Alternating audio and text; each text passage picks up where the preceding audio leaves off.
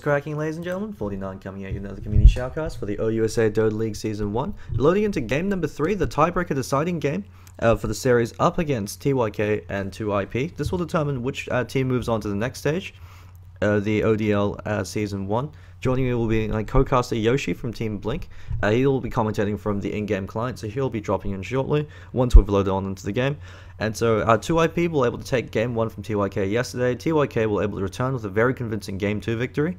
And so both teams are currently 1-for-1. Wolfcant just amusing us with his antics. Pretty standard coming out from him. I should actually probably just log out of Steam and disconnect my mouse right before we start streaming.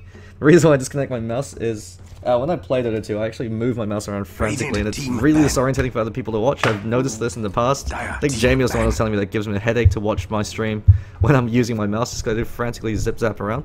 And so I think we're all loaded in. Yoshi, you there? Okay. You gotta enable open mic's threshold. I got it. Okay, cool. And so instant first ban Lycan coming out from TYK. It's one of 2IP's best carry heroes. Wolfcant, I mean, for Christ's sake, the guy's name has wolf in it. You want to ban the only wolf hero in Dota 2? It'll be interesting to see who they... I think these two teams know each other quite well by now, so Lycan's pretty normal ban against 2IP. Yeah, Wolfcant's a pretty strange carry play, because he seems to have a 0% win rate with agility carries, but seems to have a pretty good win rate with strength carries, so I don't think he likes playing agi carries at all. Every game I've seen him, he always seems to be picking strength carry. Juggernaut's the only exception to the rule, but so far both times I've picked up the Juggernaut, they have lost.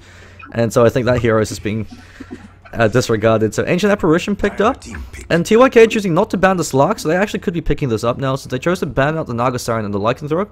Very surprising considering they actually love running the Nagasarian themselves. It's actually very interesting to see the Ancient Apparition first pick for 2IP as well. It's like reminding me about the way we draft. Yoshi's having some flashbacks. No, Snow, stop drafting Ancient Apparition. I don't want to go tri-lane. TYK really taking their time with those two pickups. You reckon they'll pick up the Slark just because he's available? I think if they have a solid slot player, they should go for it. It's not a bad pick, and it's actually really good against Ancient Apparition as well, because an Ancient Apparition doesn't really do anything against the slot. Like, you can dark pack cold feet off, and I think you can get rid of the ice slot off, if I'm not mistaken. Oh no, that can't be poached at all. I don't think anything in the game can poach that. Okay, yeah, so that's what I was thinking. Ancient Apparition actually counters Slark for that reason, because if you hit him with the ult, then that completely negates Shadow Dance, and without Shadow Dance, Slark is really squishy. But the ult, I mean, usually with the way Slark positions, if you catch Slark with the ulti, you're not catching the rest of the team. That's true. If you pounce onto an Ancient Apparition, you can't really do anything. Yeah, so those are things to keep in mind. So it really does come down to player skill then. Since the AA does catch up the Slark with the Ice Blast, he's able to neutralize Slark's effectiveness, but otherwise Slark could just jump in and just rip Ancient Apparition to pieces. TYK really taking their sweet time with their first two picks. I think they must be contemplating the Slark pickup right now, otherwise I'd imagine they must have picked something up. Just because this early on, burning through your reserve time.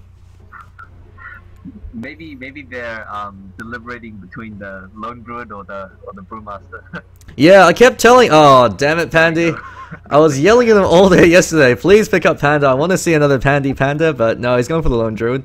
So the hated bear man. It'll be interesting to see what their second pickup is. Speaking of which, for Lone Druid in a one-on-one situation, what heroes do you think actually beat Lone Druid or break even with them? Beat Lone Druid. I think if Lifestealer plays really well, and Lifestealer does okay, because you can just switch life from the bear. Yeah, that used to be pretty common back when Open Wounds was still really overpowered. But since then, I haven't really seen any heroes that can go toe-to-toe with the Lone Druid. Basically with Feast, every time you right-click the bear, you get like 50-60 HP heal, so it's pretty good. Yeah, Bane Elemental. I think this is the first time I've seen Bane Elemental in the ODL 1. Every single game, he's either banned out or just not picked up, so very surprising. The drawbacks of Bane is you do need some pretty solid either player skill or team coordination, just because if you do accidentally hit a sleep target with one of your heroes, can be a bit of a pain. Also have to keep in mind that Bane, one of the few support heroes that has 0 AoE presence, so all of his abilities are single target, so that's another critical factor. He can't help you at all against pushing strats or pushing lineups. He doesn't have particularly good clicking ranges. Remaining. So.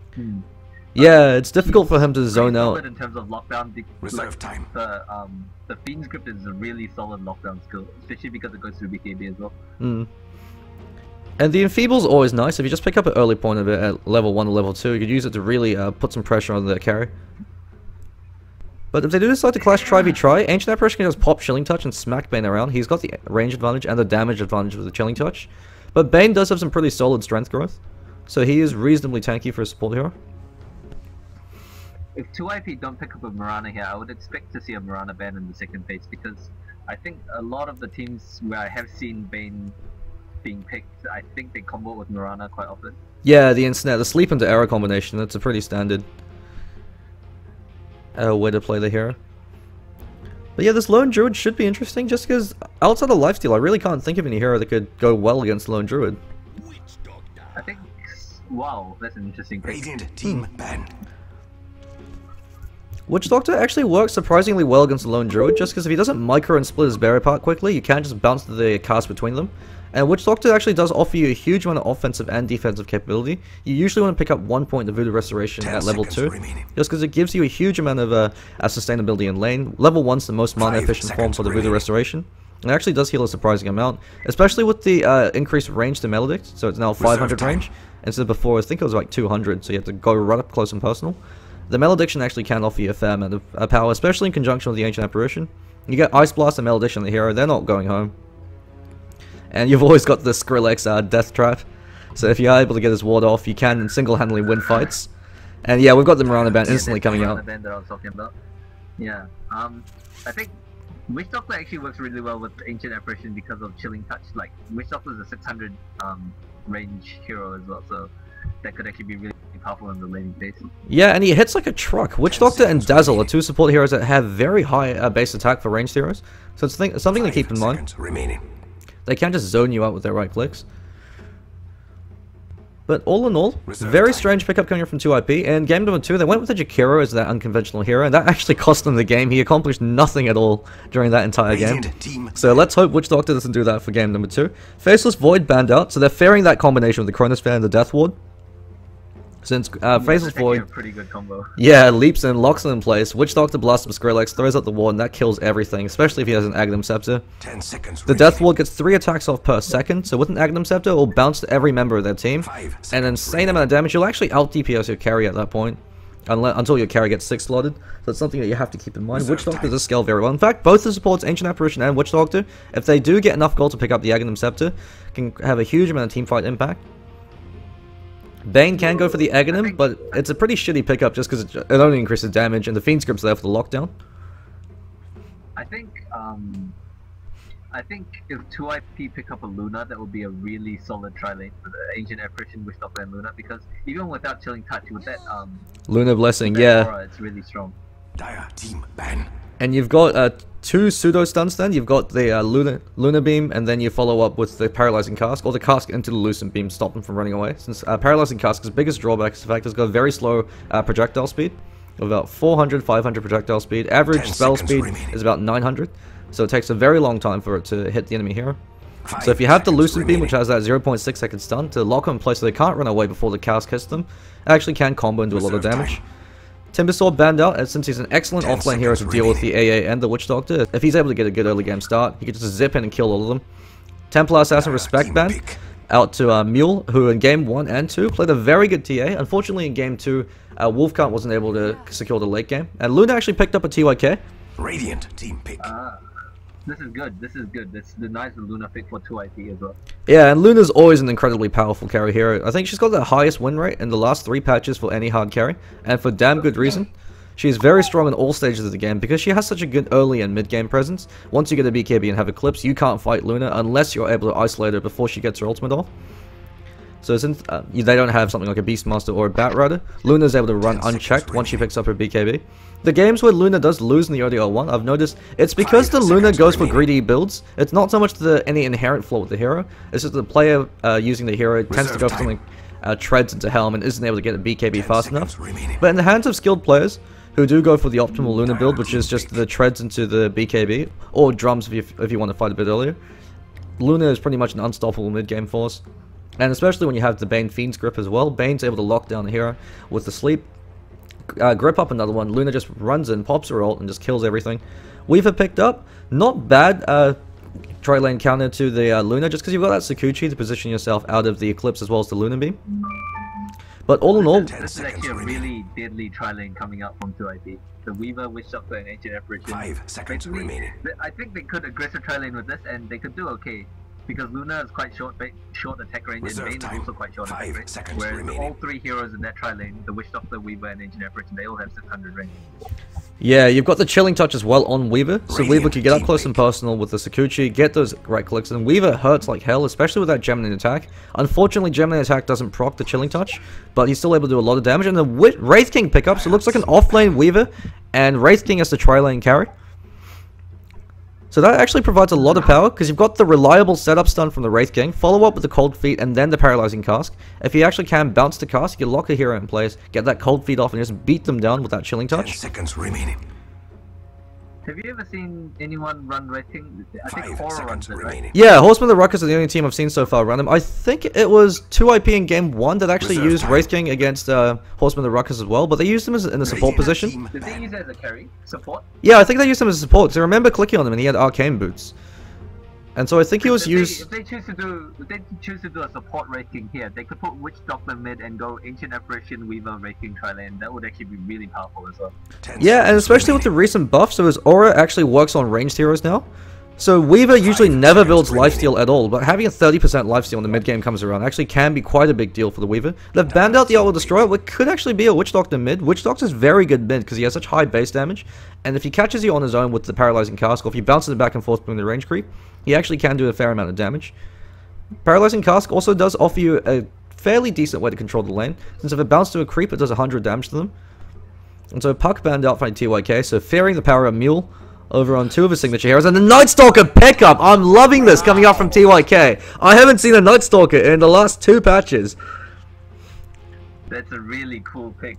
That should be a really interesting game to watch. Yeah, there's a fair amount of synergy coming out with Luna as well, just because Eclipse turns it into nighttime, and Night Stalker's ultimate, Luna has better night vision than day vision just because of the Luna Blessing.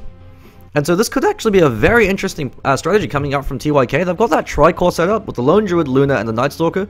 So they're saying, hey, we could secure the early and mid game with the Night Stalker and Luna, and then win the late game with that Lone Druid.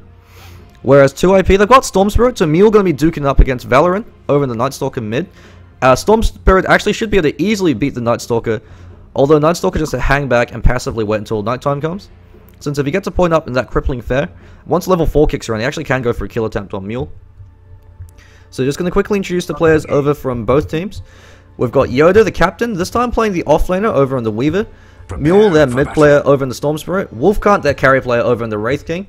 So this is going to be a carry as Wraith King. The stand-in, Rafiki, the 5 position player from Horseman of Ruckus over in the Ancient Apparition. And Thundercunt, who's pretty much the utility player. He plays whatever role they need to over on the Witch Doctor. So Pandy going to the safe lane as the off-lane Lone Druid. So he's going to be going 1v3 from the look of it, or 1v1. Against the Weaver, I think Lone Druid has the advantage, but it's difficult for Lone Druid to be able to kill the Weaver just because he can Sakuchi himself out of range of the bear.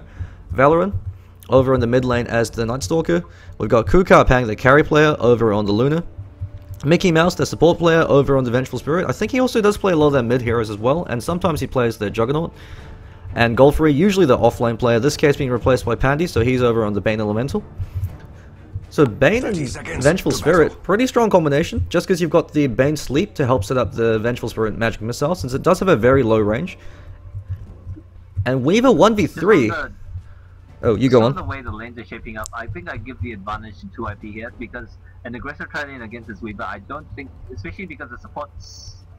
I don't know that they'll be able to kill the Weaver, whereas the Lone Druid has to be very careful to not die to this tri-lane that they have at top here.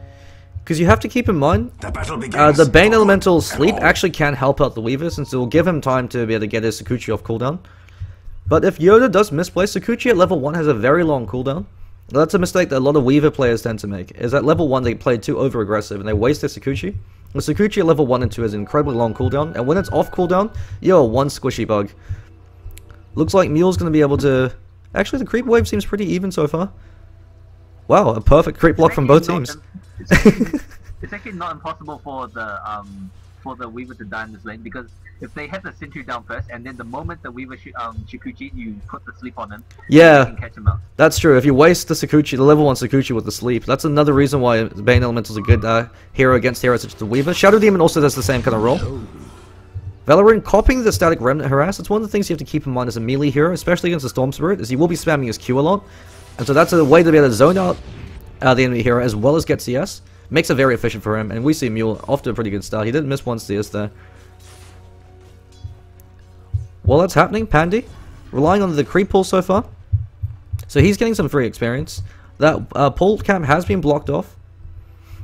So looking to deny him as much EXP as possible. And with the potential triple stun tri-lane, Pandy has to be very careful. Because Wraith King with his Wraith Blast can help set up the Cold Feet as well as the Paralyzing Cask. And good play coming out from the support players, leashing away the creep wave. They're going to try to tank it in front of the creep wave. In front of the tower, sorry, or draw it closer towards theirs. So Pandy has to be playing very passive. I'm assuming if First Blood happens, it'll be happening on either of the tri-lanes. So I think Storm Spirit against Night Stalker. Night Stalker has to play very passively. So I don't think there will be a kill attempt there, unless he grossly overplays. Wolfgun already has a Magic Wand, so he knows that every time Pandy uses that return, he'll be getting a charge. Magic Wand and Magic Stick are very critical items on the Wraith King. This is a mistake that a lot of players seem to make. It's just because he has such a limited mana pool. You really want to get as much mana regeneration or burst mana as you can. So Magic Stick usually seals the deal. If you're up against a hero such as the Anti-Mage or the Invoker, Soul Ring actually can be a pretty good pickup. Just because you have that Reincarnate, so you don't really care about the HP loss. The Lone Druid is actually getting quite a lot out of this lane compared to the Weaver. Yeah, Weaver's been completely shut down. He's just hiding in the trees right now trying to get what farm he can. Goes in for the Swarm and uses it to harass back Godfrey. Actually, Bane taking a lot of harassment. Gonna be forced to blow through his other Tango. But I guess Yoda recognizes he's got more killing power than the Lone Druid, since Lone Druid's entirely dependent on if he gets an Entangling proc. Whereas Weaver could go on you and just kill you if he catches you out on his own, or if you overextend. Just because he does so much damage to this Kuchi as well as the Gemini attack, especially with the point up in that Swarm. I would like to see a little bit more assertiveness from the supports on TYK, because in this lane they have a sentry planter here. If they plant another one here, they can actually just like make a move on him and they can like zone him out or kill him. Yeah. Also, keep in mind that Weave actually has activated his Rigor Basilius. I don't know if he's recognized he's activated, just because it actually pushes the creep wave forward, because it gives you the +2 armor for your creep wave. Maybe this is something that he wants to do. I'm not too sure. Usually you want to keep it turned off in the laning phase, just so your creep wave doesn't push out. As an offlane, it's actually okay to push the creep into the enemy tower, because then it will push back the next wave. Ah, okay. And so that means that it's more difficult for them to go on you without you noticing. Yeah. And so he's hiding in the trees. The support's like, where is he? Where did he go? So they're just hanging around. I would like to see some rotations actually happening from Mickey Mouse as well as Golfrey, because Storm Spirit's a very vulnerable hero in the mid lane until he picks up his level 6. In fact, he's level 5, almost going to hit level 6 with 2 more creep waves, so they actually could have missed that timing window for a smoke gank coming out from TYK. Because if you don't, the timing window's already gone. Yeah, if you don't gank Storm Spirit before he hits his level 6, he's already having a great time against Night Stalker. Night Stalker's got nothing. He's picked up level 4. Oh. So is that combination I was talking about? The Wraith Blast into the Cold Feet Chilling Touch, and then just a few right clicks? I actually missed it as well. I didn't realize there was anything happening until I saw Golfy TPing there. Yeah, from the look of his Ancient Apparition mana pool, that looks like that must have been what happened. Because he had to have used both the spells to have that low mana. Nighttime for Night Stalker, so he's going to point up in all of his abilities as well as a double damage rune. One of the things to keep in mind as a Night Stalker player is when you're in the mid lane against a ranged hero such as a Storm Spirit that can zone you out, you actually want to hold on to your skill points in your Void. So you keep Void at level 1 just to use it to get some CS, because the mana cost increases, and you don't really need extra damage to be able to use it to last the creeps. And then once you go in for a gank attempt, that's when you level it up. That's another thing you could do with Tinker with the laser, if you're using the laser to harass, especially against the heroes such as the Invoker. So you're using the laser for the blind in that case to ensure that you win the CS war. You actually want to hold on to your skill points and use the have the hotkey memorized. So Control Q if you're using the standard Dota 2 keyboard setup. That's one of the ways to help improve your mana efficiency. But Mule, he does this every single game. He just gets a very good start in the mid lane, zones out the enemy hero, and just farms away until he gets his core. Then he goes on the rampage. So it looks like he's been doing that. Night Stalker rotated to the top.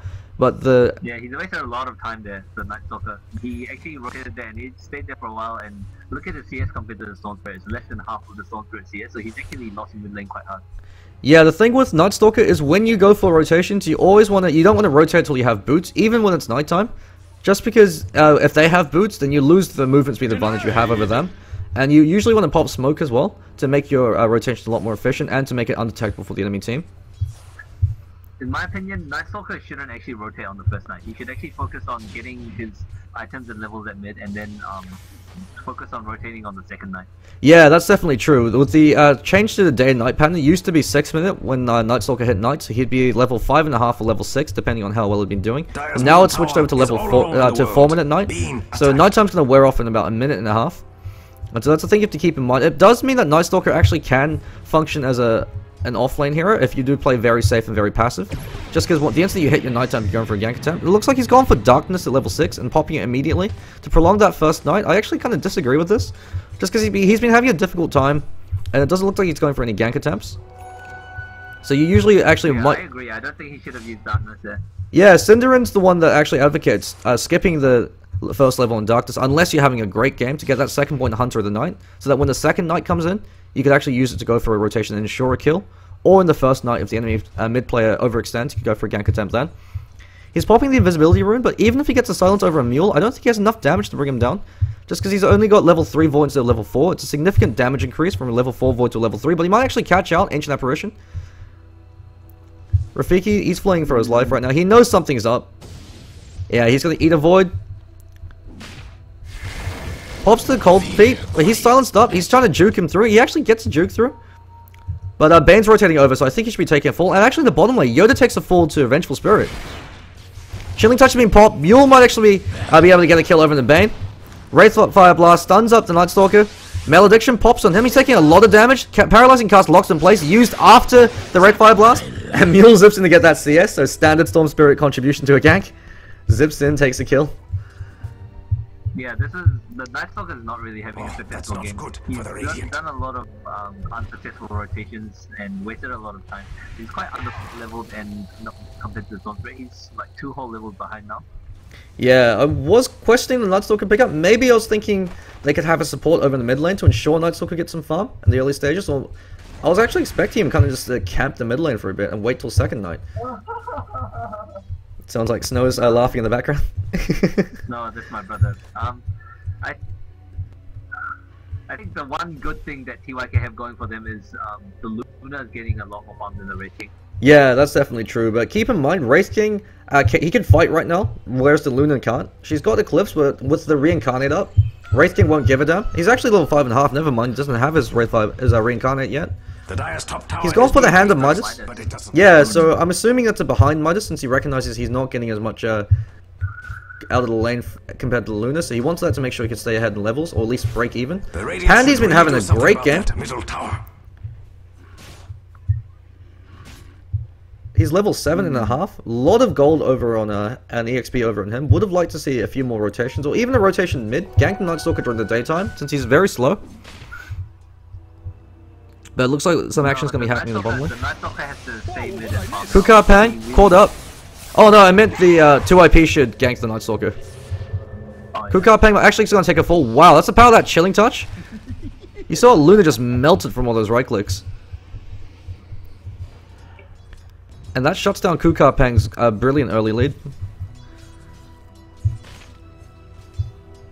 Yeah, Night Stalker will be wanting to max out his Hunter of the Night next, just because Crippling Fair scales pretty poorly compared to the Hunter of the Night. Tread's picked up on Yoda, so he's recognizing that he is at risk of all these ganks, so he wants that extra buffer of HP. Maledict actually pops on the bear. They're not actually going to do all too much to take advantage of it, though. It looks like Witch Doctor's going for the Paralyzing Cask and a Malediction build, so no points over in Voodoo Restoration. He's not going to be going for that support utility role, he's going more for the active ganking kind of role. Night Stalker with Darkness, he actually could have gone on a kill over a Mule. Mule's actually almost out of mana. I think the Night Stalker play actually made a mistake there. If he popped his Darkness, went for the Fear, and then threw out the Void, he could have killed Storm Spirit. Just because he didn't have enough mana to be able to... He doesn't actually have boots though, so I'm not sure he could have got the Storm Spirit there. That's true. If he did get the silence off fast enough though, he will be able to just chase him down with the movement speed advantage he gets from the Hunter in the Night. and then follow up the second void, just because... Mine! I think the Ancient Apparition would have reacted and counter-ganked that one, so maybe... Oh, wow. Yeah, Very low, the Storm Spirit. void does a lot of damage. Especially with the snare duration coming in from when it's nighttime as well. Yoda, he's got to be a bit careful. He's just hiding in the trees this time. Wolfcart playing very aggressive. Midasing creeps to be a finder's golden experience. Looks like he's going for a maxed out Mortal Strike as his next big ability. Usually Wraith Kings do like to max out their aura next. Just because when the team fights and ganks start happening, you've got that regeneration. But Wraith King... You should take at least 1 point in the lifesteal. Yeah, it is a very good ability to have. Although maybe he doesn't want to push up the wave against the lone Druid. I think with 3 heroes here, you should be looking to push this tower down. That's definitely something to keep in mind. Pandy on that lone Druid has been playing very good so far. He's died once, but ever since then, he's been able to find his farm. Compared to Yoda, who's been zoned out a bit more, I think Pandy's doing a better job over in the offlane. The real difference is at the mid, because Night Stalker is very underfarmed compared to the Storm Spirit, so... Yeah, they should have suspected this from the start. You can't park a Night Stalker mid against a Storm Spirit and expect him to win. Storm Spirit will beat melee heroes because of the static remnant harass. Sakuchi's, but it's caught up to sleep, so that Sakuchi's wasted. But with that... Oh, now actually time lapse on cooldown. They could have gone for a potential kill attempt over the Weaver, but no dust in those sentries.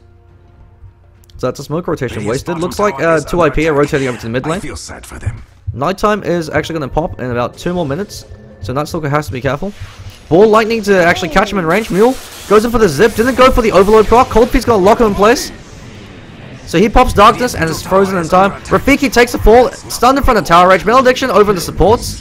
Thundercut might be taking a fall as well from the tower, so that's a 2 for 1.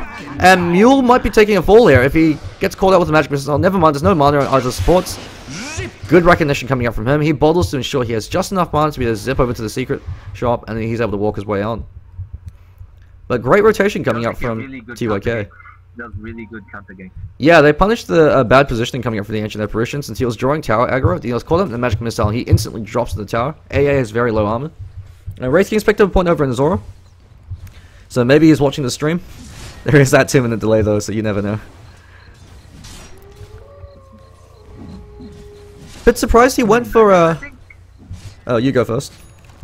I think the Night Stalker could have lived through the gank at mid. Dire's middle If tower he had is just under like attack. ran instead of trying to turn and cast stuff on the Storm Spirit, he might have been able to survive. But Yeah, that's always true. In that case, it would have been 2 for nothing. Bit surprised that Wolfcart chose to go for Treads over in the Wraith King as opposed to Phase. Just because he's got the attack speed from the Midas.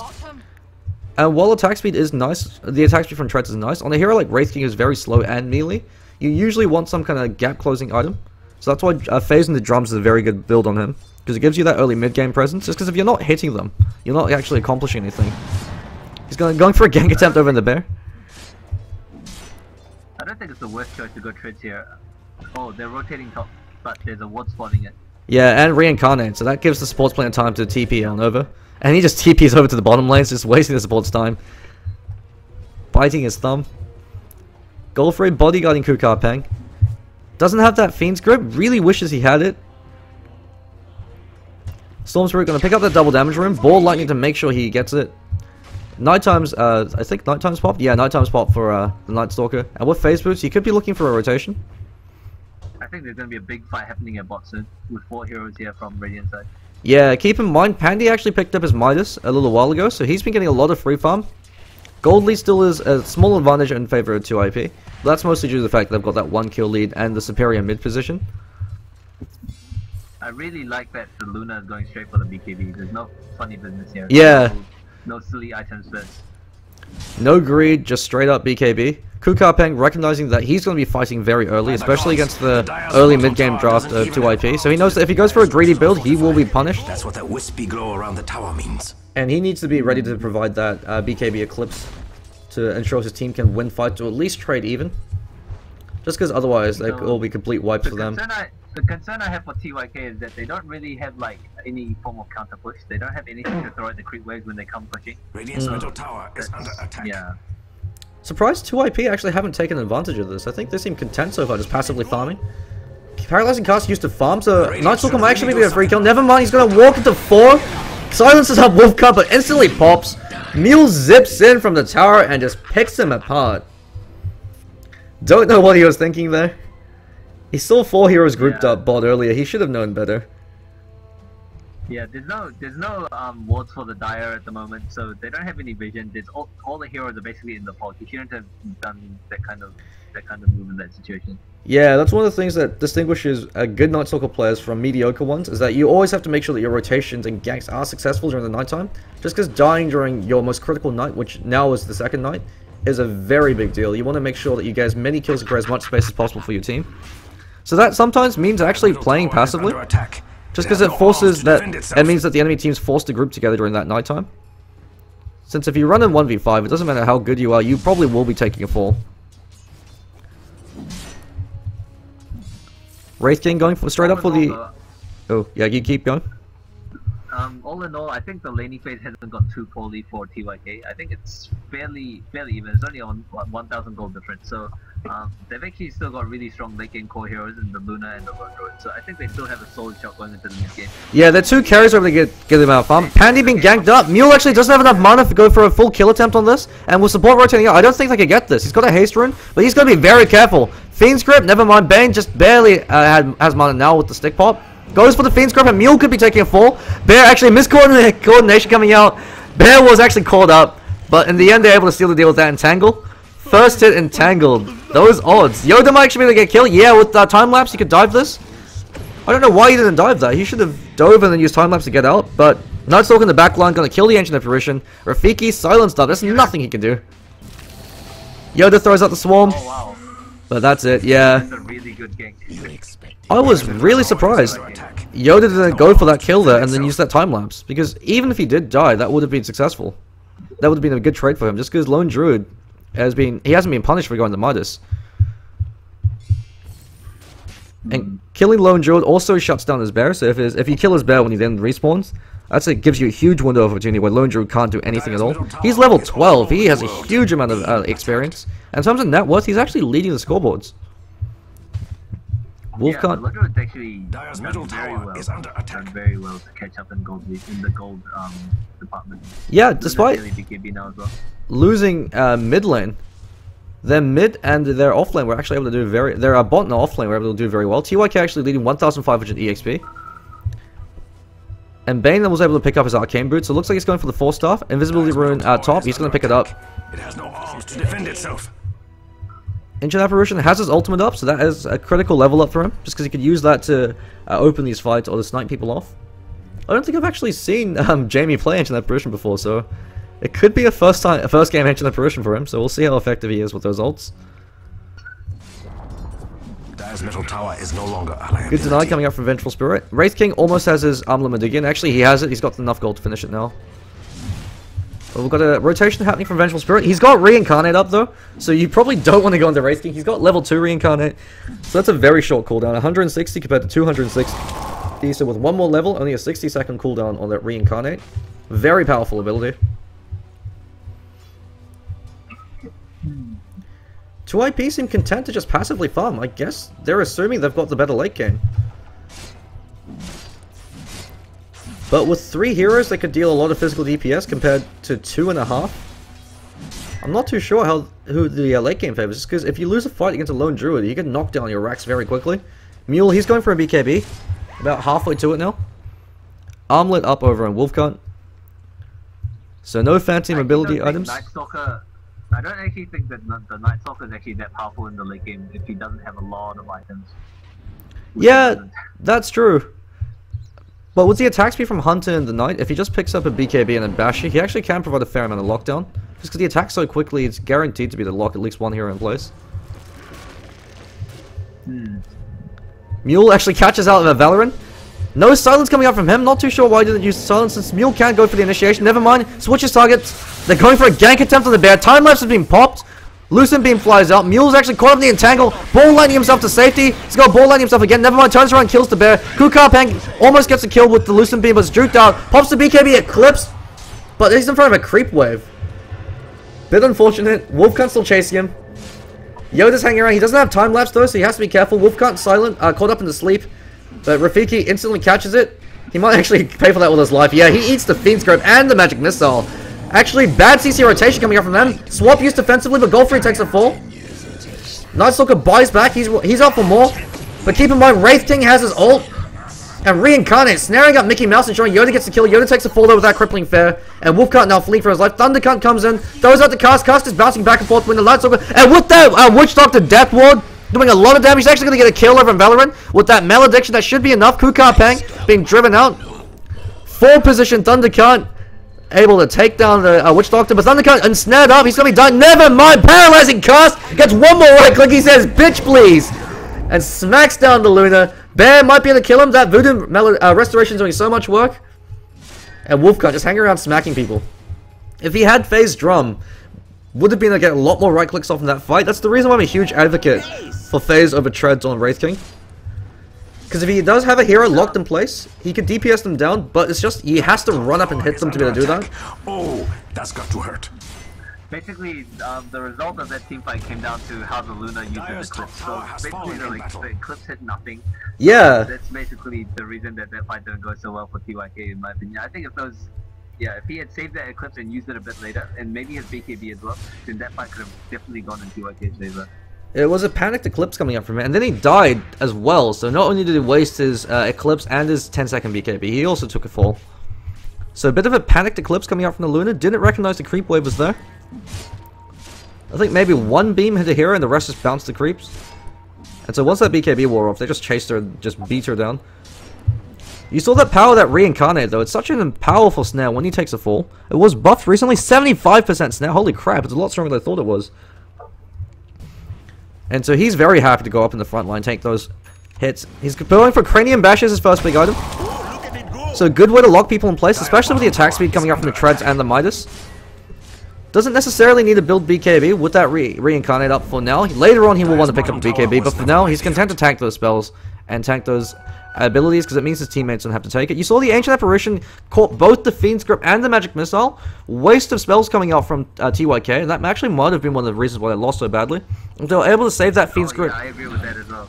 Oh, Rafiki actually caught out the silence, but Mule didn't cover his back with the Electric Vortex, zips out, Eclipse pops again, but once again, misses, bouncing mostly on Wolfgun's, very happy to tank that, Death Ward doing so much work, BKB pop very late, Godfrey takes a fall, the silence, Ancient Apparition Ice Blast flies, but it hits a BKB Luna, so she doesn't give a damn. Yoda's duking out with Mickey Mouse, Mule throws out the Static Ram and gets a kill, Kukar Pank up to the silence, triple kill from Mule, and he might be able to get some more if he has enough mana. Never mind, just gonna go for a few right clicks in the bear. That's a health plan. The Luna keeps misusing his Eclipse, and that's really costing them these fights. Yeah, that was the second Eclipse that was completely whiffed. Wraith King got tanked up to 2-3 of the hits, and he's very happy with that, just because he knows that if he takes a fall, he's got the Reincarnate, so he's more than happy to tank all those hits for his team. You have to keep in mind, you have to have vision for Eclipse to hit targets. So one of the things that advanced Luna players such as Eternal Envy like to do is they make sure they move their hero around to make sure that the only hero that's in their line of sight is the hero they want to focus down with the Eclipse. So that way you ensure that the Eclipse focuses one target instead of bouncing back and forth. Dire's bottom tower is under attack. I actually don't think the Red King needs a BKB at all this game, because most of the things that you kind of want to block are actually go through BKB anyway, like the Entangle and the Fiend's Grip. But then there's not that much outside of that really bothers Red King. I think he can tank like the Luna nukes and the Night Stalker nuke and the Binge stuff. Yeah, and he's tanky enough that they can't actually really burst him down. Even if they do, just because he's got Reincarnate, he's very happy to do that, because that means Yoda can run around uninterrupted. Night Stalker going to take a fall with that Maledict. Yeah, there's no way he's going to be surviving that. Thundercunt playing very good over that Witch Doctor. We saw him go balls to the wall against that Luna earlier. And that Chilling Touch also doing a lot of work. They're grouping up and taking early towers, which is what they should be doing since there's so little counter push over on TYK. And while Panty's picked up his Radiance, 24 minutes in, so not the worst Radiance timing. It could be another case of too little too late. You see that? He actually had the tower with his bear. Some sick plays coming up from Panty. He's trying to hold his team together right now. Kukar Pang really dropping the ball in those Eclipses. He's going for the Yasha as the next big item. So probably going towards that Mantis Cell, so very standard Luna build coming out from him. But the fact that his two big BKBs were wasted as well as his first two ultimates means that they've lost a lot of their teamfight presence, just because 2IP, they're farmed enough now that they probably can tank the Eclipse if they group up as 5 and not really be too bothered by it. 10,000 gold lead, 7,500 EXP lead. Yeah, but at this point, the Luna's actually really underfarmed now. If you look at his items and look at the time, it's 25 minutes and all he has is Treads and BKB. This is actually really underfarmed for Luna. Yeah, the Weaver that went 1v3 has more net worth now than the Luna, who had that safe lane support. Was very surprised that Mickey Mouse and Bane didn't rotate over mid and go for pickoffs in the Storm Spirit. Since with that Night Stalker, you actually have a huge amount of burst presence coming out. With the Sleep to set it up, follow up the Magic Missile, then the Brain Sap and the Void, you actually can kill Storm very quickly. And if you shut down Storm, he becomes pretty much a non-entity in the mid game. He needs a fair amount of farm before he becomes effective. Roshan has fallen to the Dire. Impressive. Now able to sneak a Roshan kill, but Night Stalker might be the sacrificial lamb. Ancient Apparition, Ice Blast, but catches. Yeah, it just barely clips, and that actually could be his fall. Where's that Malediction? Yeah, he's gonna pop from the Shadow and the Malediction. Caught up in the Sleep, good plays, but the Sleep actually makes him die to... Yeah, it makes him die to the Shadow instead. He was dead regardless, so nice try from Bane, but actually helping out the Radiant team, and Wolfcant laughing at that. So with this Cranium Basher, Wraith King actually could just go for a straight Abyssal Blade, Eclipse, Kuka, Pang. What in the hell? That must have been a misclick for sure, but they're not gonna have a crit for the next fight. How the hell do you misclick? Ah, you have to A-click a creep. Oh, that's got to hurt. Luna, please. Dire's top tower has fallen. Yeah, if you look at the towers, they have a lone Druid, and the Vengeful. Yeah, they haven't taken a single tower. Yeah, Vengeful Spirit needs to save her swap to use defensively, just because her team's so far behind that if she swap initiate, not only is she gonna die, but they're probably not gonna be able to get that kill anyway. If they swap in the Skeleton King, he'll probably just beat his entire team down. And if you do swap in the Storm Spirit, he can zip zap out unless you lock him down perfectly. So Vengeful Spirit probably wants to be saving her swap to use defensively in this case, just to pull out her teammates from the line of fire. Wolfcant almost has his Abyssal Blade with 4 more creeps, you'll have it. That gives him a huge amount of team fighting power, and it just gives him the ability to burst down Luna, walk up to her, stun her in the face, and then with the armlet active, just crit her down. Radiant's bottom tower. Since Abyssal Blade does give you 100 damage.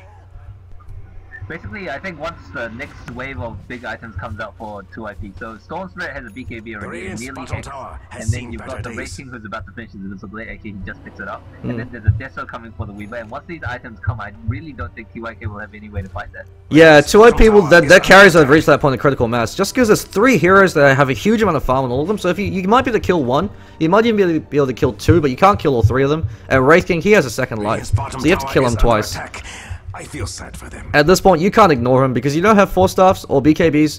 You've got BKB on Luna, so she could disjoint his stun. But the other support heroes, they don't have 4 staffs to kite around the Wraith King, so he just stuns one of them, walks up, and smacks him down. At this point, I would just make an S and Y on the Wraith King for the move speed because you don't really need a BKB when you're this far ahead, and with the team, the dire side actually don't have enough answer to the Wraith King.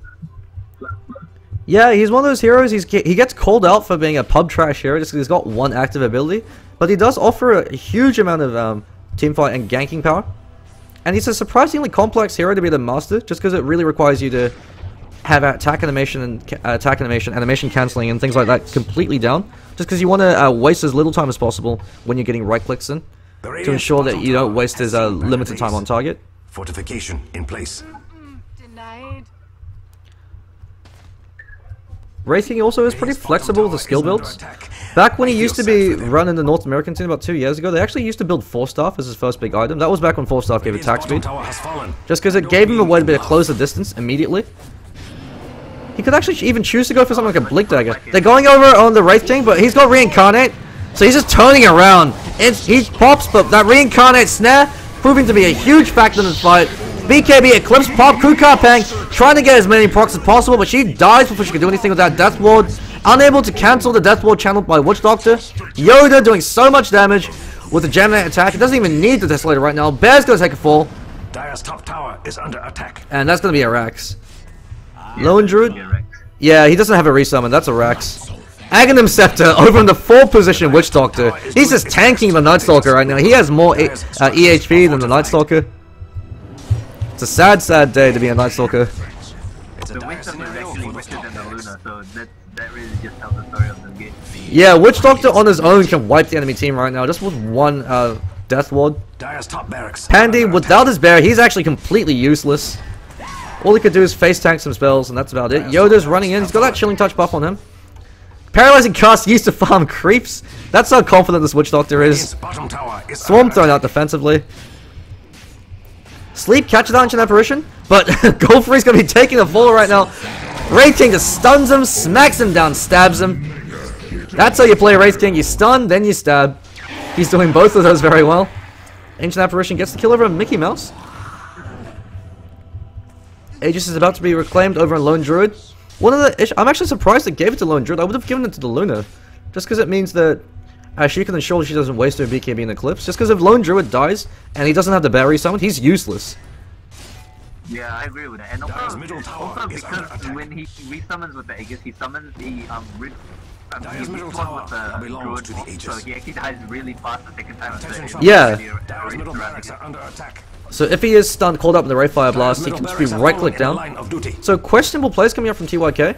And it looks like 2IP are moving on to the next stage. Dire's middle barracks have fallen. Yeah, basically, I think the Night Stalker, they were reliant on the Night Stalker to make plays in the early and mid game. But he got shot on too outlaid by the Storm, and then like his rotations were just a little bit too ineffective. Yeah, I was very surprised they didn't rotate any supports over to him, considering they were relying on the Night Stalker. I mean, you saw this with Felfie and Friends when their standard veto call only played the Shadow Fiend. From level 1, the supports rotated mid to zone out Dumbledy on that silencer to ensure that Shadow Fiend could get every single creep in that wave. That meant that he had the space to get his farm, so that he could then proceed to outlast hit the silencer with the damage he got from his level 1 Necromastery. TYK didn't do anything like that at all. They didn't go for any ganks, they didn't go for any rotations, they didn't even provide any support to the Night Stalker, and somehow expected him to beat the Stormstormer at mid. Very questionable plays coming out from them. I actually don't think Storm loses. I mean, Storm beats Night Stalker that hard. Oh, they're ganking the bear. Yeah, Bear's gonna be dying. Sheepstick used on Bear. Bear is now a pig, and then Bear explodes. Poor Panty. He just wanted some farm. Yeah, like I was saying, I don't think. Oh, hang on, another team fight. Yeah, looks like a team fight's happening. Fiend's Grip over on Godfrey's actually getting full duration Fiend's Grip off. Kills off the Ancient Apparition, but while that's happening, the rest of your team taking the fall. Ancient Apparition takes the fall, but he's able to get 3 in exchange. Witch Doctor ult drop for 1. Night Stalker fleeing for his life. He might actually be the runaway, but Yoda's on the hunt. Mule doesn't have enough mana, so he's just trying to regenerate as much as possible. And yeah, Jukes has it coming out from Night Stalker. If he has a TP scroll, he can actually TP back home. Oh, And he calls GG. Yeah, so I don't think the Night Stalker should lose the mid lane that hard to the Storm Spirit and like as hard as he did. For the Aegis. What makes you think that? It's just the fact that you can run up to the creep wave and then drop the remnants. That zones out the Night Stalker because he doesn't want to eat the remnant and then the overload harass as well. Yeah. I mean, he shouldn't completely lose because he could always hang back and use Void to farm. But he's definitely not going to be able to get much CS against the Storm Spirit, just because he's got that way to be able to ensure that Night Stalker can't go anywhere near the creep wave without copying a lot of harassment. But all in all, Game 3, victory for 2IP, 25-8. That Night Stalker pickup, as well as the lack of rotations coming up from Vengeful Spirit and Bane. Really good, kind of screw the game over for them. Good plays coming up from them nonetheless. Kukar Pang, very questionable BKVs and Eclipses. But it looks like 2IP are moving on to the next stage, so I think they're up against Team Blink. Yep. So 2IP, they just barely managed to claw their way into the next stage. We'll see how long they stay there, with Blink breathing down their neck. So I believe that best of 3 series will probably be happening tomorrow, just because the 5th player for 2IP actually can't play tonight. It's the reason why Jamie was able to stand in for them. So I think that's it for tonight, but we should be looking forward to the start of the next stage of the ODL 1.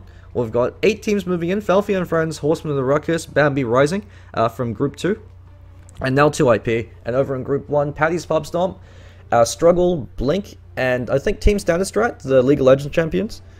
So it should be interesting to see how Group 1 fares against Group 2. So that looks like it for tonight. Any final thoughts on the game there, Yoshi? I'm slightly disappointed that TYK lost because I was kind of rooting for them, but oh well. Yeah, I wanted to see some more Wombo combo. But I guess the counter to Wombo combo is Wraith King. Alrighty, that'll be it for tonight. 49 signing out.